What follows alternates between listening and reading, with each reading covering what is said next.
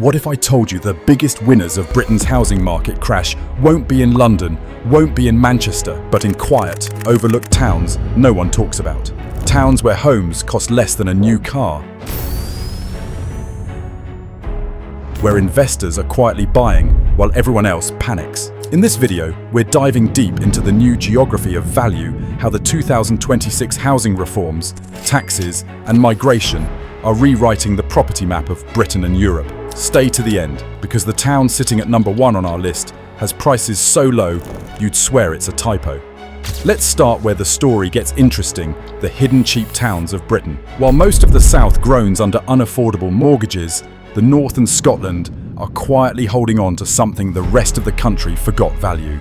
In Burnley, the average home sells for about £117,000, less than half the national average of £270,000. That's not a discount. That's a different reality. Cut east to Hull, another town long dismissed. Average price, around £134,000. But here's the secret. Hull's waterfront revival and renewable energy jobs are already pulling in first-time buyers from Leeds and York. In Aberdeen, once booming with oil money, homes now average £146,000 a price that looks cheap compared to any other major city. Then there's Dundee, Scotland's creative and tech hub. Average price, £147,000, and it's not just students anymore. Game studios, designers, remote workers, all moving in. And East Ayrshire, just £130,000 for a full home. Affordability ratio, 2.3 times the average income. That's not just low, that's historically undervalued. Now here's where it gets wild.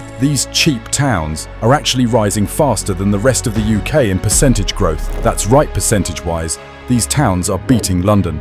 While expensive zones are freezing, small markets are quietly heating up. Because when people can't afford to live where they work, they start working where they can afford to live. And guess what? The government's new 2026 tax plan is about to make this shift explode. Keep watching, because in the next section, we'll reveal exactly why expensive zones might finally crack. Let's stack them side by side, cheap towns versus expensive zones. In London, the average home still costs nearly £500,000, but new 2026 proposals could introduce an annual property levy on homes above that mark. That means even owning could start feeling like renting from the government. Meanwhile, Surrey and Oxfordshire remain prestige zones, but at what cost? With interest rates above 5% and salaries stagnant, demand is slowing, listings are rising, and sentiment is cracking. But in the north, the data tells a different story. Transactions are up, rents are climbing, and first-time buyers are migrating physically and digitally. When money flows out of luxury, it finds value. It's the same pattern we saw after the 2008 crash. Cheap markets bounced first. So if history repeats, and it often does, the cheap zones could quietly be the new golden postcodes. Stay with me, because the next part reveals the exact signals that will tell you when this shift begins. If you're serious about spotting the turn, these are your 5 signals. Taxes. Keep your eye on the spring 2026 budget. The Treasury is weighing a property value levy that could replace stamp duty for high-end homes. That's a huge deal because it punishes expensive ownership and pushes capital elsewhere. Affordability ratios. Track where homes cost under 3 times local income. Burnley, East Ayrshire, and parts of Wales are the last true affordable markets left. When that ratio jumps above 4 times, that's your warning sign. The window is closing. Jobs and transport. Look for areas near new railway expansions, logistic hubs, or universities. Infrastructure is destiny, and every new commuter line creates its own mini boom. Rents.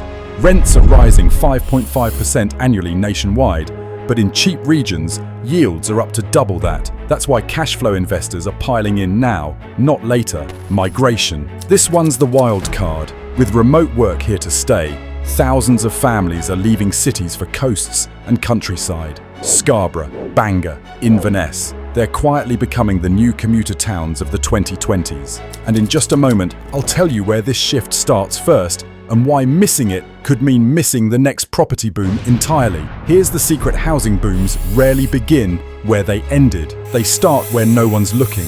After the 2008 crash, property values in London took nearly 6 years to recover. But places like Manchester, Leeds and Dundee doubled in the same period. Now the pattern could repeat, but even broader, because this time investors aren't just British. European buyers from Germany and the Netherlands are quietly buying UK property, taking advantage of the strong euro and weak pound. So if a continental buyer can buy your house cheaper than you can, who do you think wins in the long run? The next boom won't come from glossy zones, it'll come from gritty ones, towns with character, infrastructure and low entry points, the kind of places where risk is low because prices already hit the floor. These are the early stage signals every investor dreams of when sentiment is low, data is stable, and prices haven't moved yet. So what should you do right now? Start small research, compare and learn your regions, track listings. When you start seeing price cuts and quicker sales, you're in the right place. Save aggressively, lenders are cautious, but cash buyers rule uncertain markets. And most importantly, act before confidence returns. By the time the mainstream headlines say the market's recovering, the best deals are gone. Because in property, opportunity never announces itself, it just quietly disappears. So, what do you think? Will the cheap towns rise while the rich postcodes crumble? Tell me in the comments which side you'd bet on, and don't forget to subscribe for next week's deep dive inside Britain's £120,000 towns.